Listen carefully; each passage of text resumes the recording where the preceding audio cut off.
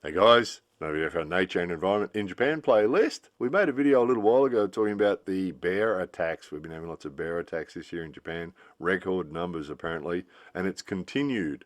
So we've had 100 bear attacks so far in 2025, resulting in 12 deaths. And a lot of those people that were attacked are obviously really badly injured because these bears can do a lot of damage. So this week we actually had a bear go into an Aeon department store at 11:30 in the morning, wandered in, and a quick thinking employee closed a shutter that isolated it into one area so it could be captured.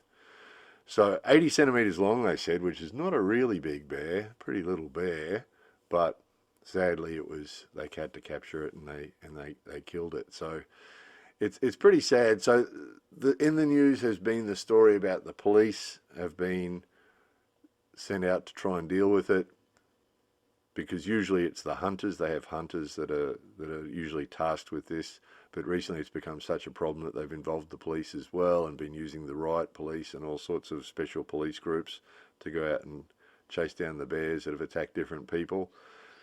So that hasn't been enough apparently, so they've actually deployed the military as well. So the military have been deployed as well. So we've heard mixed stories, different stories about what's causing it. Some reports said that it's because the bear's habitat has been shrinking, which is a bit hard to understand because the areas they live in usually aren't expanded into by people.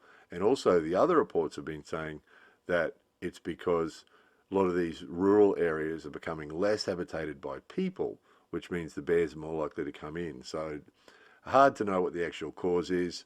Our thinking is it's not the bears' fault. So it's always sad when we hear that that bears that have become too familiar with humans or have attacked humans have then been sort of hunted down and killed, which is really sad as far as we're concerned. Usually, as far as risk to us, anybody that's coming to Japan or it's in Japan, the risk to us is really, really low. Usually when you hear about these attacks, there was an old lady in her house and the bear came into the house. They're not looking to eat the people, of course. They've come into the house looking for food. They encounter the lady, or the bear encounters the lady, and the lady's killed by the bear. So that's the common story we hear. Or a man out in his garden up in the mountains somewhere out doing his gardening. Bear comes around the corner. They encounter each other, and the man's attacked. So usually it's just accidental encounters between bears and people, and usually it's an individual person. So these soldiers that are out trying to catch bears, they're putting out traps, but the chances that 10 people are going to encounter a bear is pretty remote, because the amount of noise that 10 people makes is normally enough to scare them away.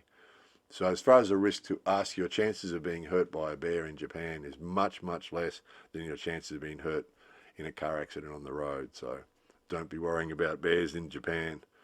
More concern we should have for the welfare of the bears, really. More videos coming soon.